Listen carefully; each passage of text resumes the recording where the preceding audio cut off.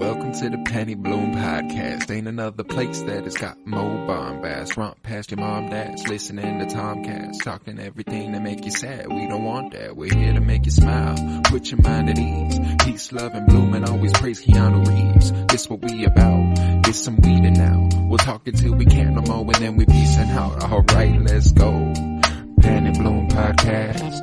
It's the Penny Bloom Podcast. Penny Bloom Podcast. It's the Penny Bloom Podcast. Penny Bloom Podcast. Penny Bloom Podcast. Hey everybody, welcome into the Penny Bloom Podcast. It is I, Colton Robertson, and this is the Mandalorian Rewatch. Today we are talking Season 1, Chapter 4, Sanctuary. And with me, I have my good friend Miles Buttress. Say what's up, buddy. How's it going? Oh, good to have you here, man. Good to have you here after missing last week. I missed you. It's good to be here. Kyler Barnett, how you doing, buddy? Oh, I'm great. What's going on, guys? Oh, I'm wonderful. I am wonderful. And sadly, our friend who would, at this point, almost certainly enjoy eating Baby Yoda will not be joining us. Absolutely tragic. Sadly. Devastation. Yeah. Hyperdrive, it'll get you. Today, how do you guys feel about the episode we're about to talk about? It's not, gosh, I gotta be honest. It's not exactly my favorite, but, I'll say it's definitely something. It's in between. It's not bad. We've just came off one of the most exciting episodes of the series. So I think you just kind of get lost up in the fact of what happened last episode, and then this one just kind of takes a different direction. Cool down for a little bit. I mean, there are some pretty intense moments in this, though, no doubt. Yeah, I would definitely say though this episode does have some of the more memed and funnier moments in the show. Oh, absolutely. And I thoroughly enjoyed getting to watch those. I mean, we get Baby Yoda holding the cup of broth.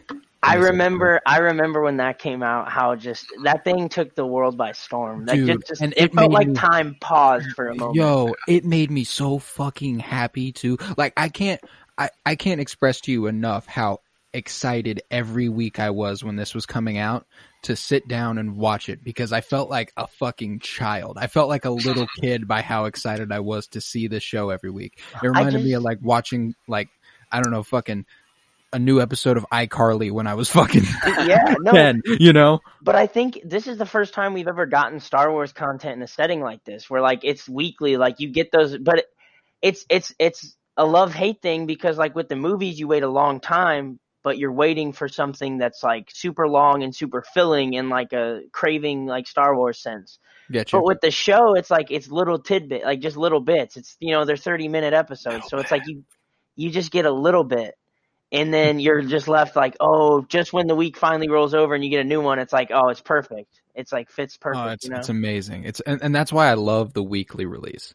Yeah, I'm so glad they do the weekly. And release. People can't binge it and stuff. It kind of keeps people on keeps them coming back, I guess you say. Yeah. Well, it's that 30 minutes that gets you just as soon as it's over. You're waiting that week for it. You see it, and then you're like, as soon as it's over, you're like, all right, give me the next week. I'm ready already. Like, I want it. And I bet you they get a lot more rewatchability out of the show, because people don't watch it all right at once to where they get kind of tired of it and don't want to come back to it for a while. Yeah.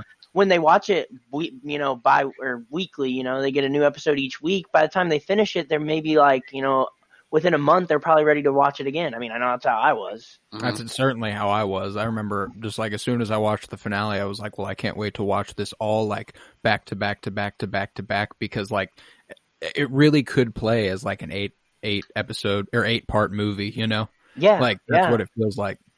I fucking love this show so much. So how about we hop into this episode breakdown? What do you say? Let's get to it. All right. So we've got Season 1, Chapter 4, Sanctuary, directed by Bryce Dallas Howard and written by Jon Favreau. We open on a underwater shot of some pretty krill, all swimmy and shit, and then someone dips a bowl and scoops out some of them up. Like, damn, they was all having fun. Now, rest in peace. We then we then see this lovely little village with a very peaceful song playing in the background. It's so nice. You got the children being children and their parents watching and working on, and it's just like such a quaint little time. You know, I love this little place. I would love to go here and just be around them. It seems wonderful. It almost reminds me of like if Dagobah was nice. Like if before Dagobah like turned into a swampy, foggy marsh. Like it's like, oh wow, this is what Dagobah could have been, I guess, at one point in time. Well, and I think they did all that on purpose because they wanted to show you, like, oh, look at how nice this is. All right, now fuck them. Yeah, absolutely. Yeah. We then hear a rumbling in the distance. Birds chirp and fly overhead. The villagers begin to run, and fire rains down on them from a mysterious but powerful source. Obviously, we learn later that this is an ATST, which is interesting. I wasn't expecting an ATST, and I like how they made it like this overwhelmingly powerful monster type, you know? Yeah, I think it's kind of interesting to see this versus like the AT-AT, and I don't know if you guys say AT-AT, but I always grew up, my friends. Yeah, AT-AT. Yeah, whatever you guys want to call it. But I think it's interesting to see, like, that's probably the most badass, like, weapon, like, you know, the Imperial weapon we've seen was the AT-AT, and just, like, Empire Strikes Back, and, you know, how dope it was to see this giant thing. Oh, and then in this episode, it's kind of interesting. You kind of get a little different.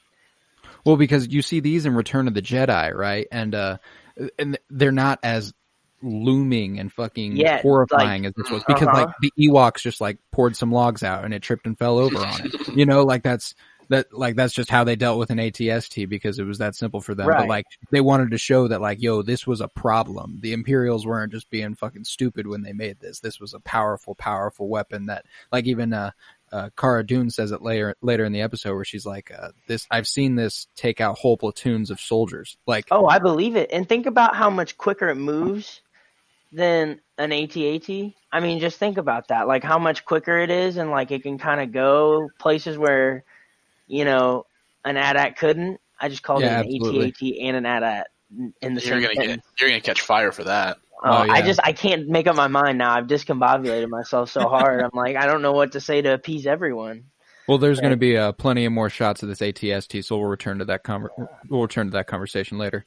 We then see these weird fucking pirate village raiders, and their leader looks like a full ass man dog. Like this dude looks like a fucking dog in the face. I thought the exact same thing whenever I watched it. I thought like it showed kind of like a bear pug. Yeah, he looks like a fucking pug. He looks like a dog. Why does he look like a dog? Yeah. Oh my gosh, the underbite. Yeah. Yeah, I mean, it's unbelievable. It's almost like if, like, I'm looking at pictures, it's almost like it's the Grinch and a dog combined into one, like, one thing. I get the vibe you're talking about. I certainly see it. Dude. But they come in and they take what they can and we watch as the mother that we learn to know is Omera and her daughter went to hide under in the water beneath one of those fucking bowl things, you know? Yeah. That they were scooping the krill out with. Genius. And it's a great idea. And, how many? Think about how many great escape like things we've seen in Star Wars. How does like George Lucas and Star Wars just nail it every time? It's like, unbelievable. The methods they use and the thought that goes into it, it's so freaking unreal. A trash compactor? A trash compactor? Well, I mean, it's one of those things where it's like, all right, now where's the last place you would think they would be? Hiding in the water underneath a basket. Why would anyone be there? Yeah, it's pretty vulnerable, but you ain't gonna see shit. And this is it shows an early sign of how intelligent Omera is. You know, she's quick on her feet, and she knows how to use a rifle. We learn later. How clutch. Pretty badass. When all the raiders and shit leave, the mother and daughter arise in relief of having not been murdered, because that's always nice. We get this nice shot of Omera, and then we cut to the title screen. We then next see Mando flying along with Baby in his passenger seat, and Baby hits a button on the control panel of the ship, and he looks up at Mando for his approval, and Mando just keeps on staring ahead. So naturally, Baby's like, I'm just gonna keep pushing fucking buttons then. Yeah, he's like, dude, you don't pay attention, face the consequences. I got something for your ass. He goes, stop touching things. And then Baby Yoda coos, and he puts his head down all sad and stuff. but then his ears perk up, and he looks up at Mando, and he slowly reaches for the button, and he pushes it, and the whole ship shakes. And then Mando's like, fucking A. He pushes the button, he takes baby, and he puts him on his lap, and it's just fucking adorable. It's the cutest shit in the entire series. And then later we have Baby Yoda like playing with the little lever in his lap, and it's You ever notice that Baby Yoda, like when he makes noises, a lot of times they're like literal baby noises, like they're just normal human baby noises, and it's kind of disorienting sometimes. It's like, I don't know how to suggest to them, hey, make him sound less human. I don't know. I don't have any suggestions for how to solve that. Well, but what it's if just like Yoda, and he like made a little sound, you know? I don't think I'd like that. I think it'd be a little strange. unnerving. Yeah. No, it's got to be like it would be a little Chucky-esque. It would have to be Return of the Jedi Yoda. The noises he used in that one, the noises he made are so much funnier. Forever sleep. Bro, I love that scene. I love that scene with Yoda and Luke in his last moments because it's just so perfect Yoda. Like I mean, we can talk about it whenever we eventually watch Return of the Jedi together, but I fucking love it. It's crazy. He just sounds so like because I grew up on the prequels. So like when I started watching it, I started with the prequels. Like, you know, my dad we had the whole set. So like we would watch it from 1 to 6, you know, and then, it's just so weird because like you hear him in the prequels and he's very like deep, almost deeper, like way deeper of a voice. He's really distinguished sounding and he doesn't sound like a quacky old man, but he actually sounds like. That's like the point though. Once you get to the sequel, he's been in isolation for so long. And he's been through some goddamn shit. Yeah. I mean, damn. That man's had a rough go.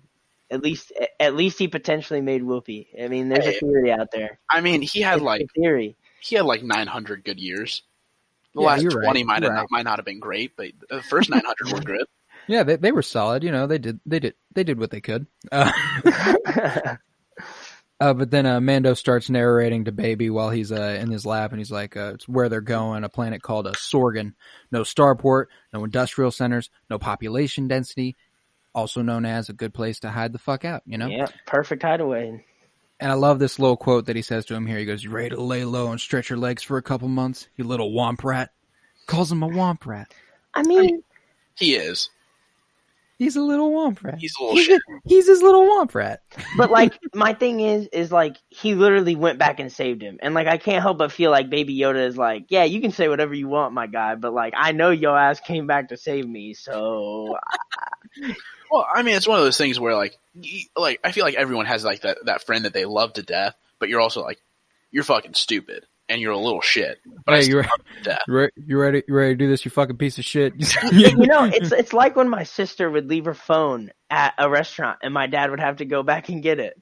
And she's like, "I'm sorry, Dad." And then he's like, "I love you, you fucking idiot. It's whatever. I love you." You know, like just those vibes just. Yeah, he was like, "I came back to save you, but I love you, but also you're a little shit and you keep trying to break my ship. So we're gonna go hide out, but fuck you at the same time." I mean, hey, I get it, man.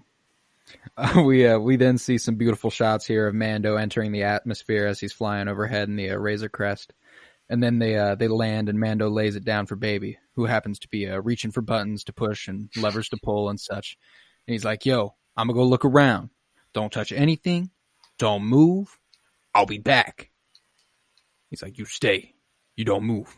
Understand?" And then Baby's like, He's like, "Great." Yeah, that was I like an how he actual trusts. I like how he still trusts it. He's like, yeah, okay. He trusted that, and he was like, "Great, cool, you got it." He's like, "Oh, I'll come back. He will not be in any different place. Like, we'll be chilling."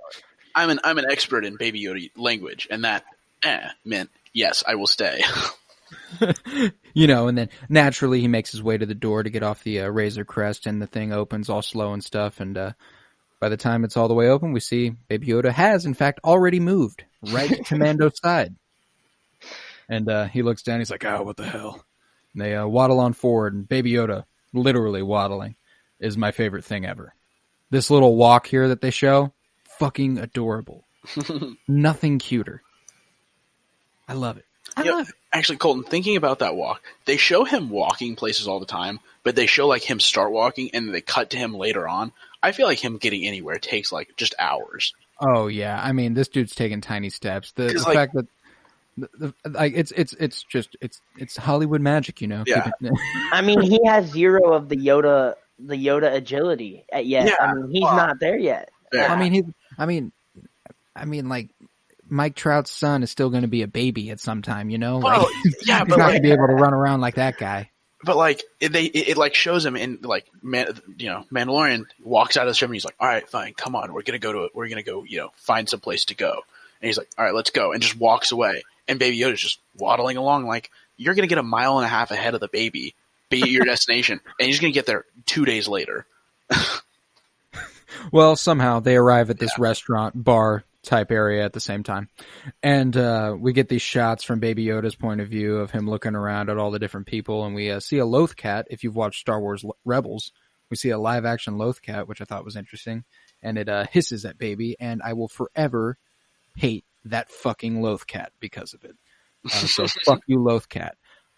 They then make their way past Cara Dune, who we see for the first time here, and they take a seat. When Mando goes back and forth with their hostess, he asks about Cara, asking how long she's been here, recognizing that she was a badass, I assume. And by the time this conversation is over with the hostess, Cara has disappeared from her previous spot. Where the fuck she go? Mando has to know. So he's like, yo, watch the kid. And he goes and he follows out there, and he turns on this like tracking technology that he has in his helmet. He can see footsteps through some sort of thermal technology. How does that work? The technology they give him is just ridiculous. I mean, he's the Predator. It was just, I wish we had Brant here to make the noise. He's very good at it. I can't even deny it. He has that thing down. But as he's trying to track Cara down, she ambushes him, and they have a nice little fight, ultimately proving that Cara is about as badass as the Mandalorian, I think. I mean, she had the jump on him, but still. I mean, you can just take one look at her and know she's definitely about that action. Like, she is 100% the, like, real, like, Mandalorian representation of, like, I've seen about it, but I packed that thing too, so pull up, you will get clapped. I mean, that's literally, like, she's about it. Why? She does. She has that energy big time, for sure. But this fight ends with them laying down, looking at each other with their pistols drawn at each other, and then we see Baby Yoda waddle up, sipping on his bone broth. He's just like no social awareness. And I love that they weren't afraid to be like, this kid is like also kind of fucking funny, like he knows he's funny, right? Like he knows this is a funny move because he pulls up, they look at him, and then he takes a sip. He's like it's like ready for this shit? Up, bitches. Y'all ready for this shit? Okay, it's watch. It's like I know y'all won't kill each other in front of me, so what's up? They make their way back inside, and she kind of gives them the rundown, that she was a rebel and now she's laying low. Early retirement, she calls it. And she basically tells Mando to get fucking lost, and he's like, yeah, you know what, that seems fair. This planet's taken. Which I think is kind of interesting. Like, people can't lay low together. Well, I think for him it's just a respect thing, because like he would probably demand that somebody, like if someone was trying to hide out somewhere that he was already hiding out at, he's probably not allowing them to stay. Yeah, it's like if they come looking for you, you're gonna know. I think it from a bounty hunter, rebel. Everybody has things to hide from at this point in Star Wars. It seems like a lot of people have a lot of reasons to hide. Post Empire. So I feel like it's just like in that kind of environment in society, people know like, oh, hey, have some common courtesy. Like, I was here first, get lost. Also, I think it's like, because it kind of talks about it later on in the show, but I also think it's like they thought that was the only like real like settlement on the planet. Yeah. And Mandalorian wasn't just going to go live out in the fucking bushes, for the rest of his life. Well, it's easier to hide in like amongst people, Yeah, and so that's why I think she was like, all right, well, I'm already in this settlement, so you can go ahead and go fuck off for a bit. I'm staying here. And then later on, whenever they come to ask for him for help, and he's like, wait a minute, where are you guys from? And he says, oh, a little village, way out there. And he's like, all right, I'll go with you. I'll help. Yeah. Yeah, so he makes his way back to his ship, and we see these two villagers that have been traveling for a couple days, apparently, to come find him, approach him, and they ask him about if he's a Mandalorian, if they can pay him for protection for their village. And Mando was like, yo, really, you ain't got enough money for that. And they're like, please.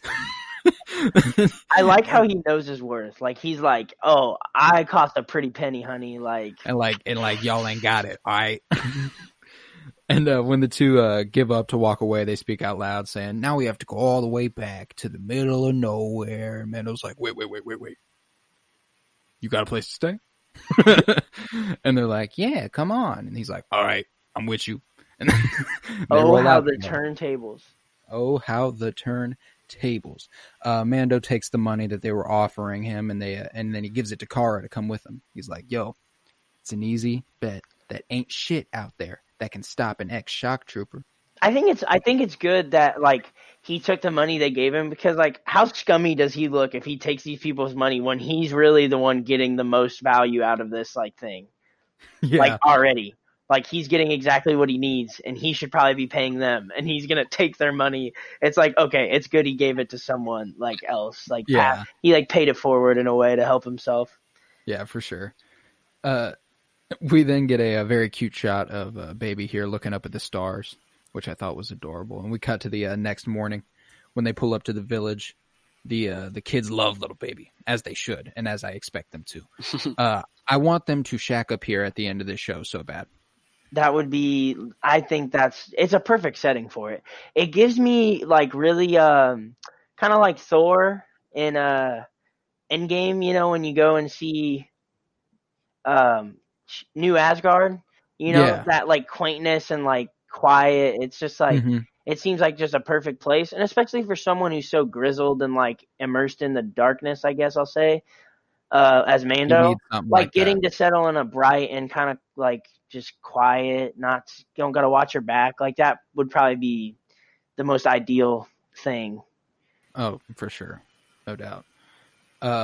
Mando heads to his new lodging and goes back and forth with the woman that we saw earlier, Omera. And they exchange pleasantries, basic host and visitor stuff. And then Omera's daughter walks up all slow, and it sets Mando's alarm off, and he turns on her ready to draw and shit, and it scares the absolute fuck out of her. And the girl's mother explains to her that this man is here to help, you know. He's here to fight the bad guys. He ain't gonna hurt you. And it's a cute little scene. Later that day, Omera returns to Mando's quarters to bring them dinner. Winta, the daughter, asks if she can feed Baby. And Mando's like, yeah, sure. And then she's like, can I take him outside to play? And he's like, yeah. And then he's like, she's like leading him out the door. And he's like, wait, I don't. And Omera's like, it's going to be fine. He's like, but wait. I like how he, like, is so back and forth on how attached he is. Yeah, like, he's, like, clearly, like, I need to protect this baby at all costs. Don't take him out of my fucking sight. Going from, fuck this child, to, no, wait, don't go. I love this kid, don't leave me. They look to the kids outside, and Omera's talking to him, and she's like, I have to ask, why can't you take the helmet off? When was the last time you did in front of people? And he's like, I wasn't much older than they are. And I was like, fuck. And so was she. She was blown the fuck away. She's like, you haven't taken your helmet off since you were like 10? I think it's at this point right here, the idea of him taking it off becomes a lot more practical. Like, hearing him say that, and like that, like, I hate to say intimate because it's like really early on in that whole, like, you know, plot line. But yeah. I think, like, you definitely see him be so vulnerable. It's almost like he's itching to talk about it. Like, yeah, I like he was like, oh my God, like, finally, okay, here's the tea. And it was like that's how I feel like it was. So he was like, he's like, nobody's ever asked. I know. It's always single tear falls from the tea visor. They always say this is the way, but they never ask, way is this treating you? Like, never ask anything like to take care of you. They just are like, yeah, he's good. I've been waiting 20 years. No one's ever asked. Thank you. Well, right here he explains that he was happy that the Mandalorians took him in. So I feel like it's kind of like he owes them that, you know? Yeah.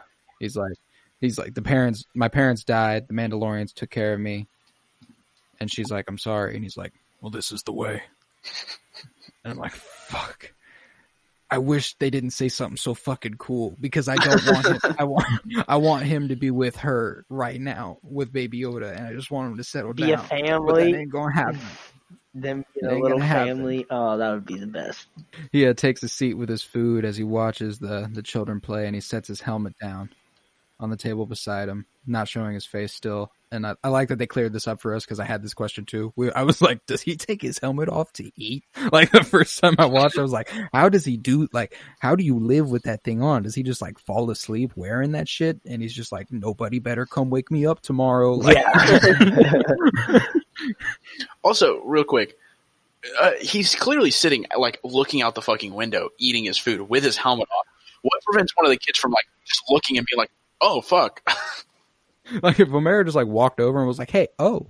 Yeah, he's no longer allowed to ever wear the helmet again. How much more, like, unintimidated are you? Like, let's say you're a kid and Mandalorian walks into your house full armor. You're like, oh, fuck.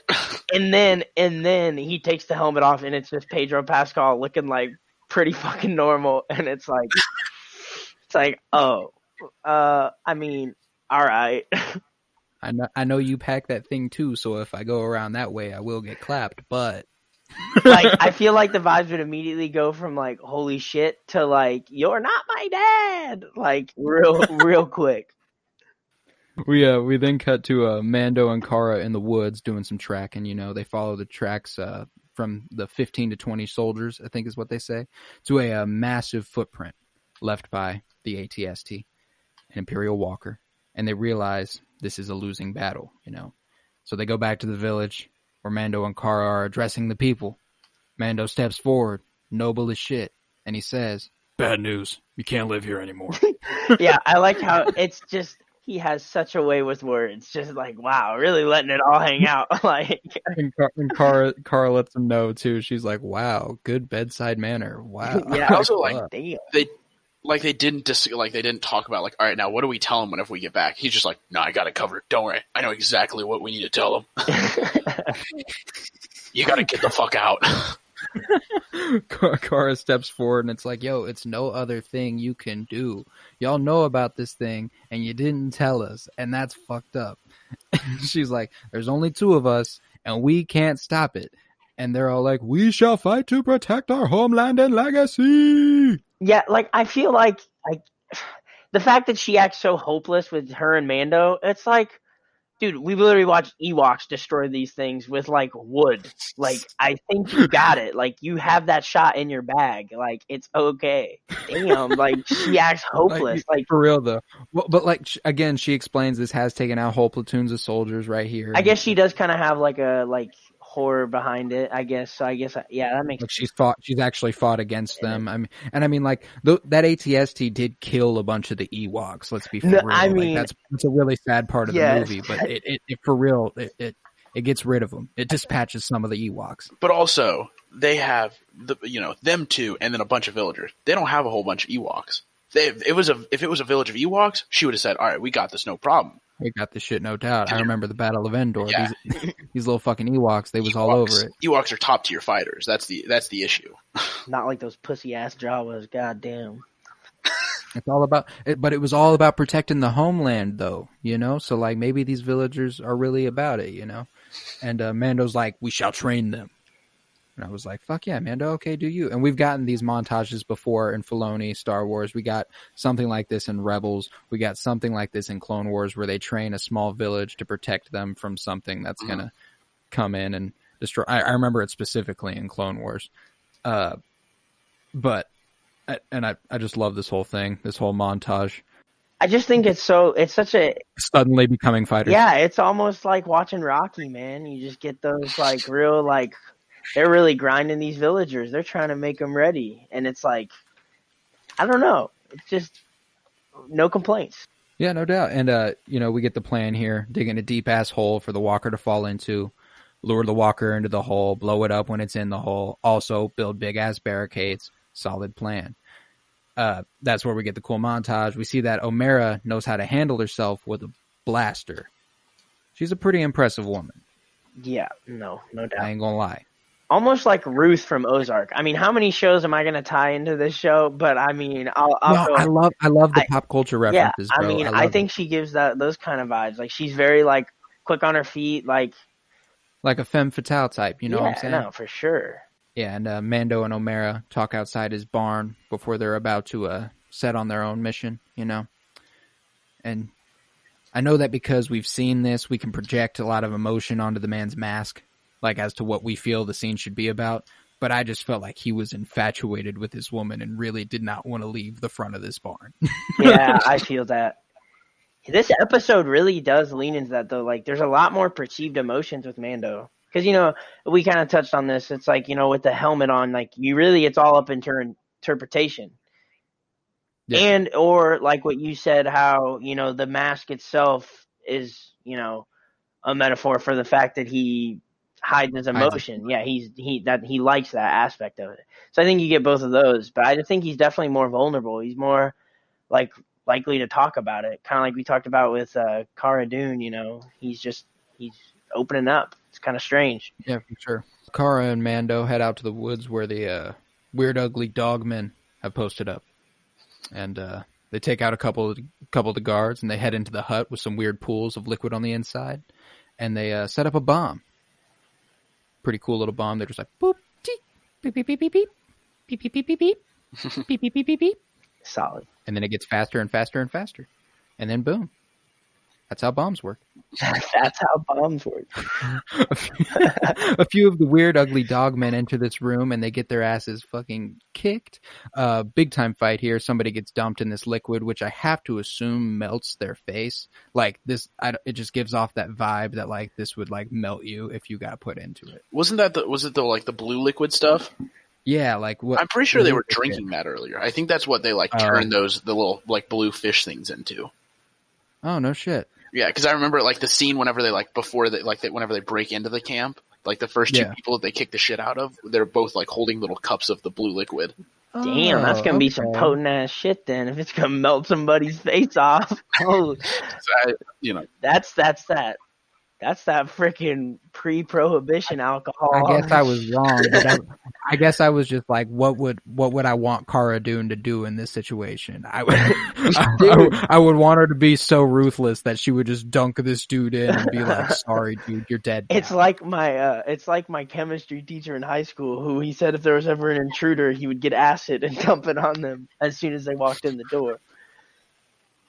Jesus fuck. I felt like he was excited, like he was hoping for it to happen. Oh yeah, no, he definitely was. He was hoping. He was like, if this ever happens, I hope the first place that they come to is my room, so I can just pour. I think the funniest part would be that like he would look like a total square. Like he's gonna be in his lab coat with his goggles on and his gloves. He's gonna have the eye wash station already turned on, and this man is just about to like. It's gonna turn into like a 1940 special. He's gonna be like, "Take that, bad guy!" Yeah, they're gonna announce it over like the intercom saying like, "There is an intruder alert," and he's gonna be like, "All right, kids, get in the back closet." He's gonna put his lab coat on, put the goggles on. So I'm suiting up, guys. That has nothing to do with the episode, but that was fucking funny. When one of the blaster bolts hits the wall, Mando has his a little idea springs in his head. A light bulb pops off. He's like, "Okay, pew pew pew pew pew." Loads that wall with a few more bolts. He's like, "Yo, Cara Dune, go fullback mode and plow through this fucking thing." And then the building explodes, but they make it out in time, you know. And then enter the AT-ST, menacing red eyes and robotic stomp. I like how they replicated the way this walks in such a smooth, live action fashion. I think now it definitely looks so much smoother because, like, when you watch, but it still maintains that vibe. No, it doesn't make it seem any like more powerful or like there's been a drastic like change to it. But it's definitely looks more fluid, and I think it's just a technology thing. You know, you look at 5 and 6. Absolutely, you just see like sometimes they look like they're moving and almost a little too robotic. But I think you didn't take away anything from these when, you know, I think it's reasonable to assume they'll evolve and kind of become and look a little better, you know. Oh, 100%. But what I was so impressed with is that they still maintained that robotic nature that they had in the episode 5 and 6, because like it still looked like that clumsy ass walk. It just looked a little more menacing, which I fucking dig. And it chases them all the way back to the village, and we see what's that? I just was gonna ask. So, what do you think? Where do you think they get this stuff? Black market? Like what? Because the Empire's gone, so they just raid like old, weapons. Well, yeah, I mean their equipment didn't just go away, I know that's what I'm saying. It's just so interesting to see the Empire like still exists in some, like in an interesting manner, I guess. I would assume it'd be like those warlords are like selling some of that equipment. Yeah. Because like in like the previous episode, like the dealer and all that stuff, like they have to have the money to pay all those stormtroopers. They have to find that somewhere. Dude, imagine how much it freaking costs or how much work has to get done for Moff Gideon to get his damn TIE fighter. Holy shit. Bro, I mean, what the fuck's he gonna do now? Like, he's just gonna get another TIE fighter? Dude, those things are a pretty penny. They gotta be. I mean, I don't know. They gotta be. Does he have stacks like that? Like, he had a nice TIE fighter because he was a Moff, like he was on Tarkin level. So like, what? Like he had that good. That's a personalized. That's that. Where's he gonna find another TIE fighter like that? I imagine he has enough money. Like money's not an issue for him. That's what I'm saying. He's got. It'd be like, I feel like it's kind of like if Elon Musk crashes a car, I feel like it's like not a big deal for him. If he crashes a Tesla, yeah, he's like, all right, just get one on order. I'll pay for it. Just deliver it. But it chases them back to the village, and we see the villagers ready to fight, and the children all hiding away with baby. And as they approach the camp, they shout out some final instructions because it's fucking go time to fight. And the walker takes a few steps towards them. Boom, boom, boom, and then it's like very Pixar energy. It is funny that they make it all, and then it just posts up. It's like yeah, it's like, okay, we're stationary. Like, I'm about to fuck y'all up now. Yeah, and they're like, fucking A. Shit, God damn it. Stop short. And we get this beautiful shot here in the standoff with the village and the villagers on one side with the ATST on the other. And I just absolutely love this shot. And I also love that it's basically directly from the concept art. Like, this was like definitely one of the ideas they had from the get-go. Yeah, and I just think it's it just keeps paralleling that, George Lucas really likes to model these in some way, shape, or form after Westerns. It's common for him to kind of lean into some Western tropes. Yeah, so the standoff, though. Yeah. I definitely think that, like, that scene comes, it looks like it's straight out of a Western, It's pretty badass. The walker opens fire on the village. And they promptly return fire. And at the walker and the raiders coming in, and Mando does some disintegrating again, gives the weapon to Cara, who runs full speed at the walker, trying to draw it into the hole. And slowly, like, this scene drags on. It takes the bait, but like it's like, holy shit! It really puts you on the edge of your seat. Yeah, it really did, because I was like, holy shit, are they really not going to be able to just like take another fucking step forward? Like, I know you're going to get there, but like, go ahead, take the step, do it, hurry, please. Stop shooting at the buildings. I don't know which one Baby Yoda's in. Exactly. And once it finally takes the bait, it goes down. Mando charges forward with his grenade, and he tosses it in. Bye bye ATST. Victory to the villagers. Retreat go the raiders. It's a good scene. I just think you continue to see Mando become less and less independent, and that's not a bad thing. I think I think he would still be just fine on his own, but I just definitely think you see him seeing and finding the value in, not being afraid to ask for some help or get some help or not do it by yourself. I just think that you see that get developed more in this episode, and I really like that. Well, what I also like is that they weren't afraid to make the first episode of this series the beginning of that arc. Yeah. They're just going to be like, yo, before this point with like IG-11, this man worked alone. Yeah, he did not. He didn't do team-ups. He didn't do the shit. But like he was forced into it, and now he is lightening up to the idea of having a team around him as he travels with his companion. He's Tony Stark. He's Star Wars Tony Stark. and also DC Batman and a gazillion other people that we probably named in the show. We got to keep a tally. We got to keep a running mark for what's some new ones and stuff. Oh, 100%. I'll keep my eye out for some more comparisons for Mando.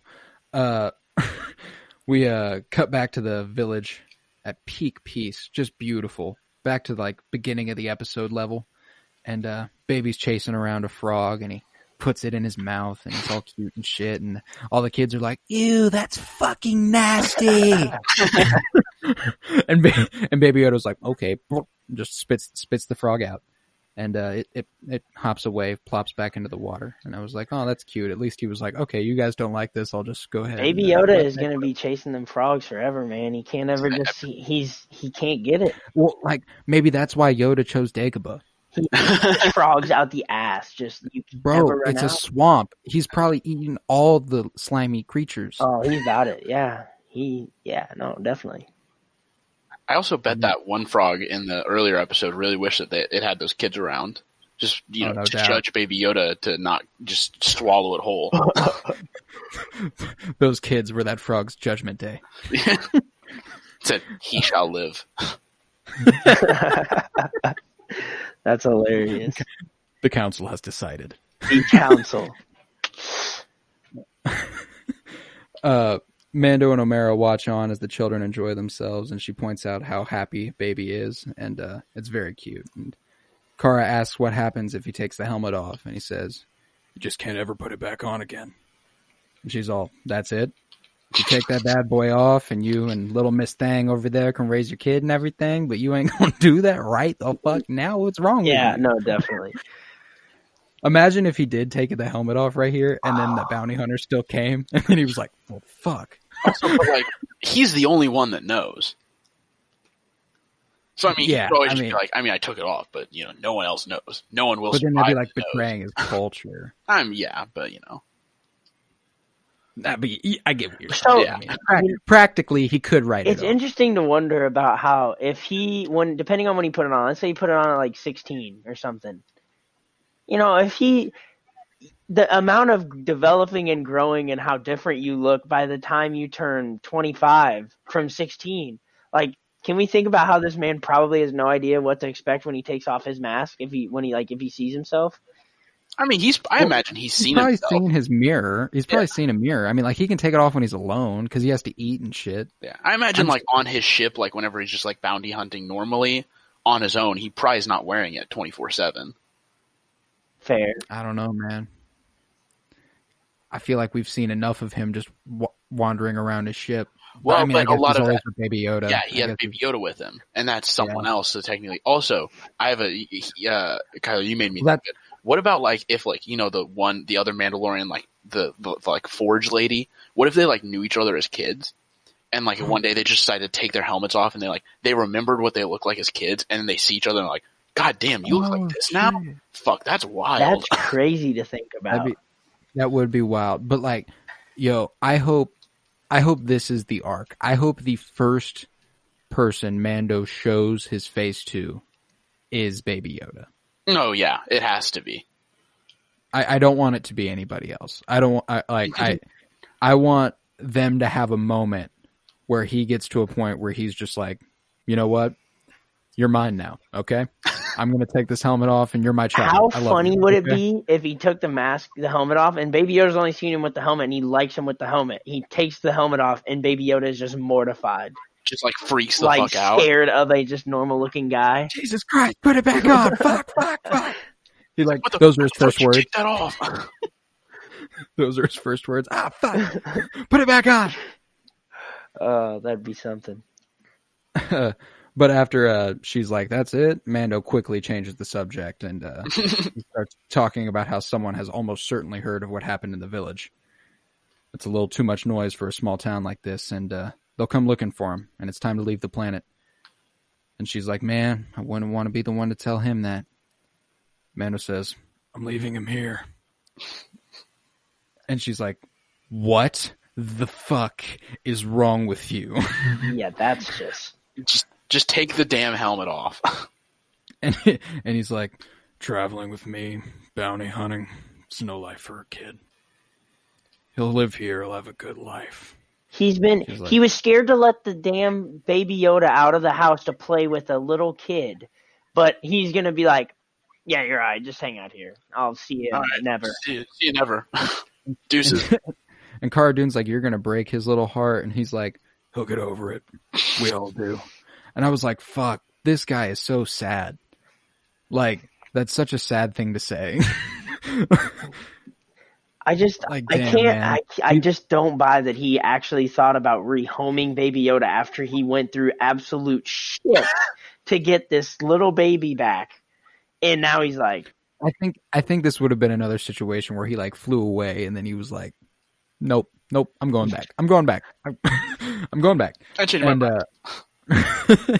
After this little interaction, we get a brief cut to a bounty hunter with a tracking fob on the planet, and we're like, oh fuck. And I remember at this point in the episode being like, oh shit, isn't this episode over? Isn't this episode fucking over?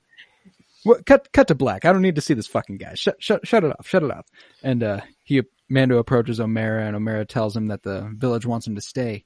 You and your boy could have a good life. And she tries to take off his helmet. We could have a good life. Yeah. She tries to take off his helmet. We see it through the scope of the rifle pointed at Mando's head, and I was like, fuck, is he... I mean, I was like, as long as his helmet's on, he'll be fine. He'll just, ding, bounce right off that bitch. But if she succeeds, and he puts his hands on her, stops her, says, I don't belong here. But he does. And she says that she will look after him as one of her own. I was like, wow, this is a very powerful scene. Too bad it's all about to go to shit. And then we see that scope turn on Baby. And I remember the first time I watched this, the way my heart just dropped into my fucking stomach. I was like, no. And then you hear the blast. And I was like, no. They're not about to kill him off already. I was thoroughly afraid.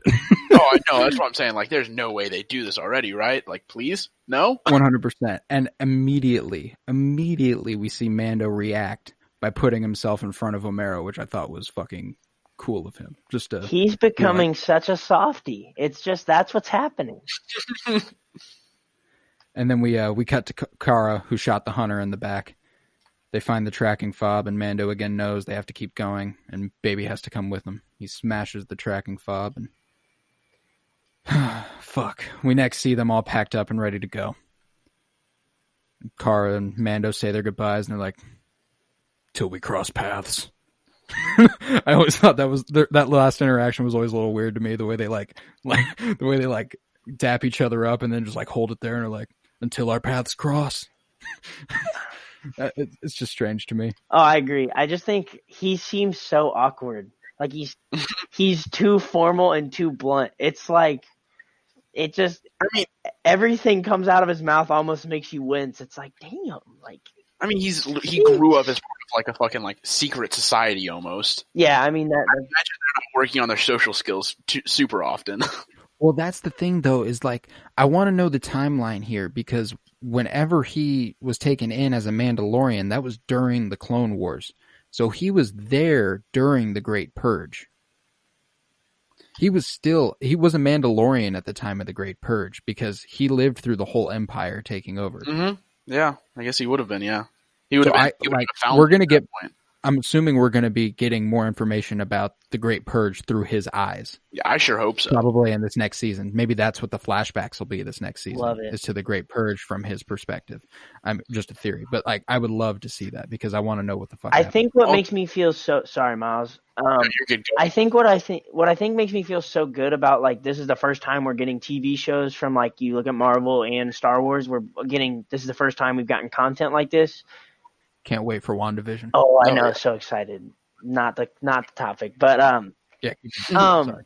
I think what makes me so excited is they left a lot left to be desired in a lot of different arcs. There's still plots that can be filled out. You know, we're talking about seasons worth of things that can be done, and I just think that makes me feel so good to know, like, these aren't going to be this. At least this show is going to be around for at least a little bit. You know, that confidence that we're going to get a lot of content out of this show. Because I think the Obi-Wan show it's going to be really short. Yeah, it's a limited 4-episode series. Yeah, so I think it's nice to know, like, and have the confidence that this isn't going to be super short. Like, there's a lot left in this story, a lot more legs. Mm-hmm. So I was just going to say kind of like the reverse of that. Talk about just like a super quick way to end the show. One, if like she had actually lifted his helmet off and the bounty hunter just like fucking shot immediately. And then because of the fact that his helmet was off, he just got domed. Or that's he just the thing domed too, Baby Yoda. Is that if they just like adjusted this story like a little bit, this could have been the end of a movie if she takes his helmet off and they live happily ever after. Like if they wanted to take these first 4 episodes and like, I mean, alter them just a little bit it's about to like flow 2 hours flow and 15 better. minutes, kind of. So yeah, exactly. Life work. If he just like took his helmet off and they were like, yeah, you know what, we'll stay, and like happily ever after. exactly. But then Kara and Mando say their goodbye, and then Wenta is just devastated at saying goodbye to Baby Yoda, as I expected. I mean, any right-minded human should feel that way. Yeah, if you're not, then you're. Omera says goodbye to Mando, and you can tell there's an infatuation between the two of them. It's adorable. I think it's so sad. Like we've already seen one really sad goodbye in this show, you know, with Krill. But yeah, I think if they just do it again right here, and it's like, man, my heart just got over the fact that you're never gonna hang out with your bro anymore again. And now it's like, now you're leaving this dude, now you're leaving this wonderful woman who you're clearly supposed to be with. Fantastic planet. Like, damn, this man's. I mean, like, I know you have to leave, but shit. But like, could you just not though? We close on a Baby Yoda watching as the children of the village wave goodbye to him, and we close on him doing his little head tilts and ear movements and just being like, okay, I guess this is fucking devastating. Yeah, I think it's interesting to see that like he's not like crushed, and it's like he's just so. Well, that's the thing, is that on this rewatch, what I'm doing is I'm kind of trying to project emotion onto Baby Yoda because this dude is 50. Yeah.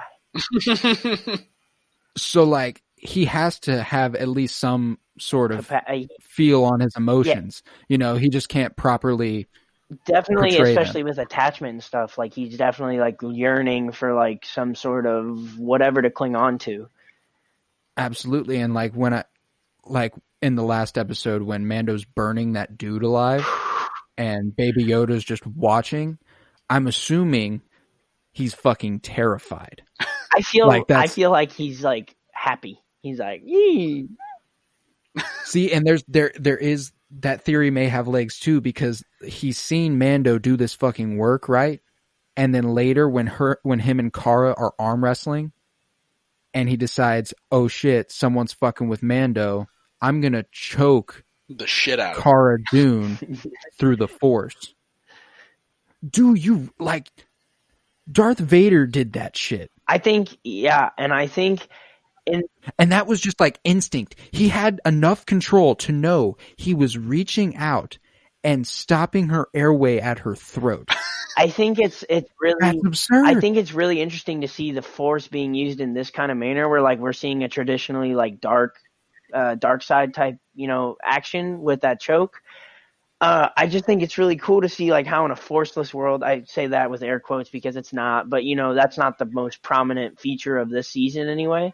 Yeah. So, you know, I think it's interesting to see that Baby Yoda is like this kind of like he's in touch, I guess, with both sides to a degree, or at least he has some kind of malicious intent, because there's no Jedi temple to teach him the value exactly. of anything. He's not with people who are going to teach him how to control his emotions. Yeah, and it's in fact, we've done nothing but talk about how bad Mando is with his emotions. Right. So like there is legs to the theory that Baby Yoda could turn out a little dark-sidey, well, you know? And also like whenever you're youngest, like you know, younger kids, they can't control their emotions. They just don't know how to. They're very impressionable.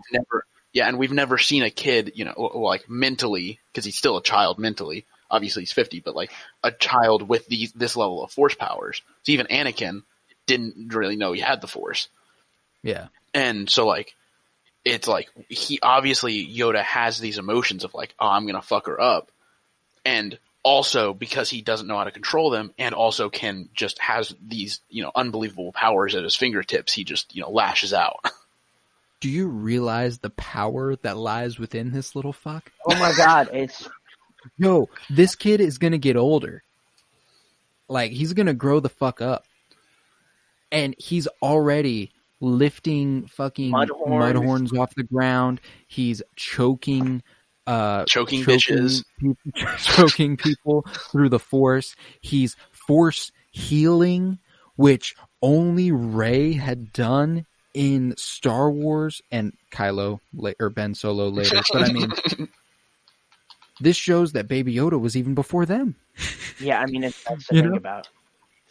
Like, we'd never seen that in live action, and then here's Baby. And I remember, we'll talk about that when that episode comes around. But like, this kid is he's a prospect. He's a young talent. Oh yeah, I mean, projecting to be a first round draft pick, and whatever age you would have to be for Baby Yoda to get drafted.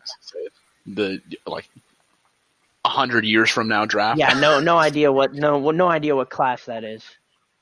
Yeah, not sure, but we'll look into it. We'll let you know.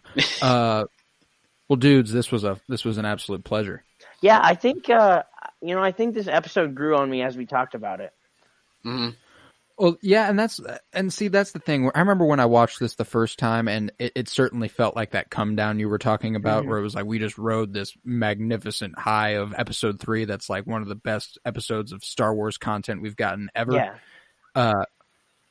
And then this is, I mean, like I said, we've seen it in Clone Wars and we've seen it in Rebels before, this kind of story. So it's like, it's not brand new, but they do their own thing with it, and it's definitely a slower pace. But like, upon rewatch, it definitely I appreciate this episode a lot more, because I remember after watching the first 3 episodes, for episode 4, I was like, we're gonna keep the foot on the fucking gas. Right. We're gonna keep going. This guy's gonna be on the run. It's gonna be a problem. People are gonna be tracking. But then we settled down, and I was like, oh, okay. And I was like, all right. But upon rewatch, I really fucking enjoy it. I love this little planet, and I love everything about this. I love everything about it. I think it does a lot to progress Mando's emotion. I think it does a lot to kind of progress and move that forward with where he's at emotionally wise, and how willing he is to share, and kind of have a little bit of social like awareness of like, this is the feeling that's going around right now. How do I fit into that? That kind of thing. This is what other humans feel. Weird. Yeah.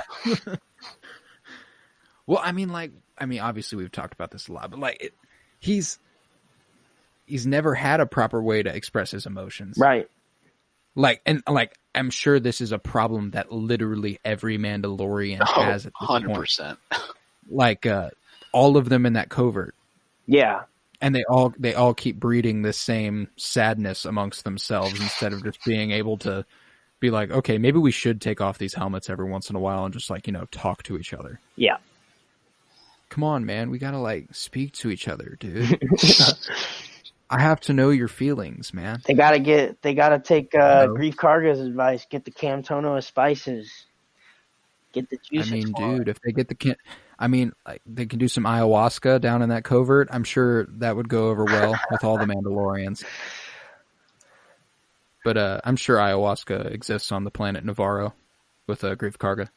Yeah, I mean, I feel like he could find it. He could get his hands on it. Almost certainly. But I like the idea that spice is weed. Yeah, I think that's more fun. I just think, and now it just makes Poe Dameron seem so less like. Well, it just makes it so funny, like for his character, he acts so like big time, like, oh, I am the pilot, like that's me, like I'm the one that does this, and like I'm the greatest pilot in the galaxy. Yeah, and then it's like also used to use that skill to push weed. Yeah, it's like wow, Poe, like man. You're a stud. Yeah, I love you. He sat there and he talks himself up, and it's like the background is pretty badass. It's also very different fields, but hey. I feel like that background only makes him cooler. Oh, absolutely. I'm not reading it. I mean, yeah, it'd be like if Jesse Pinkman from Breaking Bad grew up and became a badass rebel fighter pilot. I just think it's funny to think about, because like what prepared him in that field to like go shoot up and like do this shit like combat. Just bad deal. Well, I mean, there is background to his parents that were in the rebellion. His parents were in the rebellion, and he they had a really close relationship with Leia. So that's why Leia and Poe already have kind of a connection when you enter episode 7 and episode 8. Gotcha. But yeah, that's so also interesting to know that he basically came from a family of rebels and was like, okay, but on Kijimi, I'm still going to push this weight.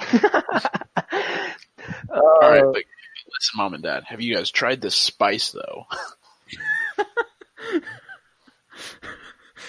Maybe we just need to give the Empire a Comtono of this, man. Then they'll see our side. Legalize spice, dude. Legalize it, man. Dudes, this was a lot of fun. Oh, for sure. Thanks for coming on. This was season 1, chapter 4, Sanctuary of the Mandalorian. Next week we'll be back with episode 5. Hopefully Joe will be able to join us. Now you guys have all officially each missed one episode. It's perfect. Yes, we have. Yeah, Yeah, we're all even. We've each taken your time. Now we can all get back together. We got to take it. All We right, got to take it the distance. We got to get it done. All right, cool. Next episode, We're you're off. Yeah. Joseph's got the lead. Oh God, it's just gonna be an hour of just talking about. He's going to present a PowerPoint about eating Baby Yoda. I mean, maybe we have a little something coming up. Well, and y'all. actually, going Baby on Yoda. that, because I feel like we need to at least have a little droplet of Baby Yoda eating. I do think the opening scene of this episode, I understand a little bit why people want to eat him, because he's a little shit. And so where he's pressing the button, I'm like, all right, you're a little shit. I understand why people don't feel bad for the fact that they're eating you. Because you're cute, but you're also an asshole. I just feel like the majority said. sentiment is that they're eating him because he's so cute. We kind of talked about this, but it's because he's cute, but at the same time, they're not feeling bad because he's cute as well, because he's also an asshole. fair. That's fair. I feel you. Yeah. All right, well, we'll continue this conversation with our special guest. I'll see you guys later. Peace. See ya. It's all love. Peace, love, and bloom. And always praise Keanu Reeves. And with a special guest appearance at the last minute, at the buzzer, with Joseph fucking George to talk Baby Yoda cookbook, Baby Yoda recipes. We told you about this last week. We're going to fulfill our promise. Break it down for us, Joseph. I know you got cookbook recipes for us. Boys, I'm kind of going down a rabbit hole every single week now, but I love it. this one was okay. It wasn't, 3 hours of research last time. This one was just a simple mind thought. Let me, just think about what I would like to eat. You retreated into your mind palace. I did. You dug through every meal you've ever eaten in the history of your life. Exactly. To figure out what would be best with a dash of Baby Yoda in the mix. And it's pretty weird because I'll be eating dinner and I'll be like, you know what? This could have a little sprinkle of Baby Yoda on it. And then I open my notes and then I add it in. That's how I've been going this whole week. It's impressive how your mind, your mind. It is very tainted with Baby Yoda. I love your mind. Thank you. Your mind going to these recipes for Baby. Your mind being on the work on this right here. It might be the most important thing I've ever done in my life. Probably not. It may be the best thing you ever do in your life. I hope not. All of us. But no, that's how good this show is. That's how good this show is. Nothing, Joseph, nothing in your life will ever top you talking about your Baby Yoda cookbook. I'll tell you what, on this podcast. Nothing will top it in mine. I'll tell you that. I'll tell you that much right fucking now. Every week, I hop on this mic just so I can hear Joseph talk about how much he wants to eat Baby Yoda. And I can firmly say it's still 90-10. Still. 90-10. Still. 100%. Still 90-10. 100% still 90-10. And I think it's time to get into it. It is. Every time I eat pasta, I can't think about having pesto pasta with Baby Yoda grinded up and the green little pesto. It looks so good, and I think it'd be amazing. That's the first thing that came to my mind. Pesto pasta. I think from a visual, that's got to be like the most. That's got to be just one of the most easy, like hit it out of the park type selections. I mean, it's just an obvious jumping off point from the green of Baby Yoda to pesto pasta. I mean, I think that's. Hit us with some more, Joe. Show this motherfucker what's up. This next idea was not mine, but I saw it on the internet and I couldn't let it pass. And it is deviled eggs, but the egg you cut into the pod shape, and then you green dye the yolk, and then you make a Baby Yoda in the pod, and then you eat it. What if? And I really strongly want you all to look up Baby Yoda deviled eggs right now. Literally look it up right now, and I want your reactions to what you see. Joseph, the things I do for you. And Joseph, what if alternatively, instead of, with like a normal egg, what if you did this with the mudhorn or whatever it's named, one of those eggs? You boiled that big big boy. Okay, I'm going to tell you right now I'm going to tell you right now the Baby Yoda deviled eggs is pretty much the greatest idea I've ever heard in my life. It is. I was very anti until I looked it up, and he hit it out of the park. That's incredible. That's incredible. Now just imagine that with the mudhorn egg. Because the egg shell looks like the pod. It's perfect. And then in the pod goes Baby Yoda. Yeah. God, you're a fucking genius, Joseph. Keep going. Okay, this one is for people of age, 21 years or older, and it's green beer? A little tequila drink, but a little thing on the side. You have 2 limes, and you stick them on the edge of the cup, and it become Baby Yoda ears. Oh my god! And you use limes. I dig this. We're going Baby Yoda themed. I like it. Yeah. Oh yeah. I was definitely under the impression that these were recipes involving Baby Yoda. Yeah, okay, that's where I was like. There are a mix of them. These are ones that are themed. Okay. Those two are themed. You just got it all. You got it all. There's no one. There's no one we can trust more with this subject than Joseph. I mean, yeah, he's definitely vetted out his options here. He's trying to draw us in with just like Baby Yoda themed recipes. Then he's going to hit us with the Baby Yoda involved recipes. There are none left on this list that are Baby Yoda themed. They are all recipes where I would chop up Baby Yoda's body into little parts and use them for each of these things. Oh boy. Yeah, because last week you were saying how your hint for this episode was how you can't just use them all on one meal. Exactly. You got to be resourceful, And listen, no wasting of the Baby Yoda. Exactly. And we're all in for the gains, Sometimes we want to make our bodies look better. And what do you have to have either before or after every workout? And that's a protein shake. Now just imagine a mint chocolate chip / Baby Yoda protein shake. I think it'd be really good. I think his protein value is probably really high. And who knows how much more protein comes with like the Force, Exactly. So I think that's you're an interesting thing. Make a buff after you have one of these protein shakes. Wow. Now maybe midichlorians are just yeah, probably. This next one. I was just thinking about Christmas time, and there's these sugar cookies with awesome frosting on the top. They're amazing. Of course, I know what you're talking about. That frosting is green sometimes for Christmas, and it just reminded me of, let's just take something out of Baby Yoda. Don't know what it is. It's going to be green. It's going to be good. Add a little sugar to that. Great little Christmas Baby Yoda cookies. Not the shape of him. Not just the shape. They're still Christmas tree cookies, people. I think it's fucked up. I think it's fucked up that if you're gonna use his actual body and then make whatever it is you're making look like Baby Yoda, that's fucked. I mean, I feel like that's definitely crossing a line.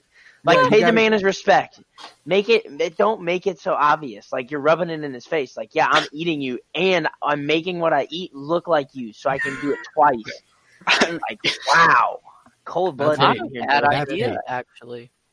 Not a bad idea. That's a burning hate. These next two are kind of bleh. I mean, it's just some ice cream and cake. Like, you can make a cake in the shape of Baby Yoda. Yeah, but, like, you can put Baby Yoda in the cake, too. And then the ice cream, I just thought back to the mint chocolate chip. But this next one, I really love this next one because one of my favorite cereals as a kid was little cookie bites. You know, those little itty bitty cookies, and it was perfect because they were already in milk and they were goated. Cookie Crisps. That's Cookie the name. Crisp. Oh, Okay, man. yeah, now you got me. You got me back. Now imagine those little sugar cookies with Baby Yoda frosting on top in a cereal, and it's goated, and I'd eat it every single morning. So what you're saying is miniature versions of the Christmas cookies. Yeah, in a cereal. Okay. Exactly. Gotcha. This next one the ambition. is pretty cool. Instead of gummy bears, you have gummy Yodas, and they're all green, all of them, and they just taste like him. All of them. All You of know, them are green. No variation. That's all you Joseph, get. I feel like in your mind, Baby Yoda is a lot more sugary. Yeah, I was And- gonna say, and how Baby you Yoda gonna would have be in real life? protein and be sweet as could be? Yeah. How do you know? So Is he a fruit? Is he a fruit or a I just- protein, bro? He looks I so feel- sweet. Yeah, I just feel like most living things aren't sugary. Dude, this I don't man was know. eating. This man was eating bone broth last episode. There's no. You're not chance. telling me. You're not telling me if you were the one person on the planet in the galaxy to eat Baby Yoda, you wouldn't at least try these things to see if they were good? I mean, no, just like cook up a nice Baby Yoda fillet. No, because then it's wasting I had all the of it same in thought. one. I had the same Well, thought. I mean, you could cook other things too. oh, Baby Yoda ribs. Why's it gotta go to waste though? I don't get it. A whole Mm. chicken gets cooked all the time. Why is Baby Yoda any different? A nice, claim- ooh, You Baby only got Yoda- one of him. You Baby have like Yoda leg. endless chickens you can get from the store. You No, can't but- buy a Baby Yoda from the But store. they still can cook you? and sell whole dead chickens. Oh yeah, rotisserie Baby Yoda. Yeah, that's what I'm saying. That's my point. I don't know. Cook this I'm not man up like drooling. a fresh branzino, and we're good. I'm not This really is drooling fucking over these ideas. horrifying. This is horrifying. Here, Joseph. Here, Before we scar any more of the listeners, Joseph, we'll even it out with you. Okay, we'll take the Baby Yoda outside. Mhm. Okay, you can take all his like insides, use those to make the cookies and all that stuff, and then we'll just rotisserie the outside. Oh, there's no meat though. It's just that I can't do this. Okay. Wow. I don't know if you guys are a fan of pickles or not, but I crave them all the time. And what better form of pickle than relish to put on many things? I think if you were to blend up Baby Yoda, it would And just pickle be him? relish.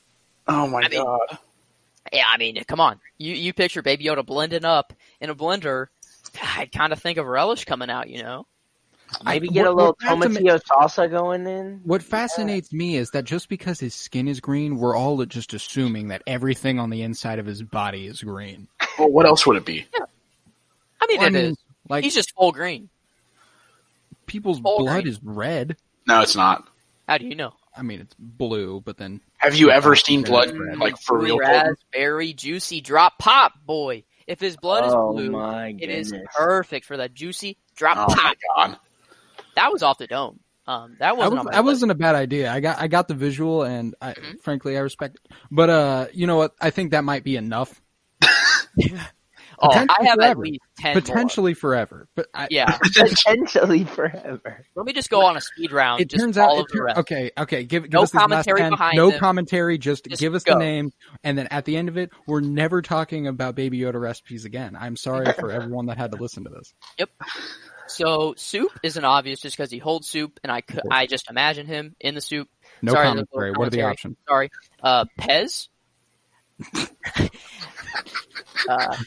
Cupcakes. Ooh, Yeah. ooh, those would be so good. Donuts. I had some donuts this morning. An avocado.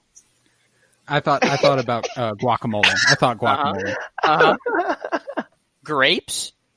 There's cotton Grapes. candy flavored grapes, but Grapes. You I know, mean, grapes. how are you making all of these things from Baby Yeah. Yoda? It's, Genetically, like, are we talking about like what kind of Jurassic Park bullshit is you this? guys don't understand. You Things guys I will go don't see through. the vision of the artist that is Joseph George. This sounds like a Kanye West Twitter rant right now. Like that's what this Yeah. actually sounds like.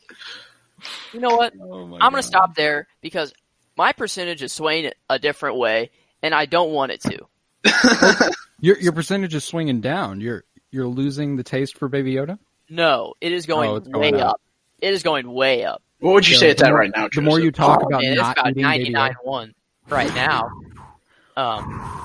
So I think I'll have to. 99.1. Yeah, I'm gonna have to chill on these recipes. I'm just stuck Definitely. on where you're getting Baby Yoda grapes from. Dude. Just don't question it. Don't Dude. question it, man. Don't question the vision. Okay. I think that's enough. Yeah. For Baby Yoda recipes. This was an excellent episode. Joseph, thank you for joining us when you could and giving us those disturbing but wonderful ideas. And I know we're going to hear more about eating Baby Yoda. I just know it because, like I said, I just can't get enough of it. This topic will almost certainly return, just not in the form of recipes. Oh, I will definitely have another segment to talk about. Don't know what it is yet, but I'll find out. We'll figure it out because yeah. I want you to talk about Baby Yoda. We need to get this to be like a college course. And you're eating him. Yeah, of course. Oh, We could call it like What's Eating Baby Yoda Yeah. instead of like What's Eating Gilbert Grape. Mm-hmm. Just an idea. All right. Well, thank you for joining us.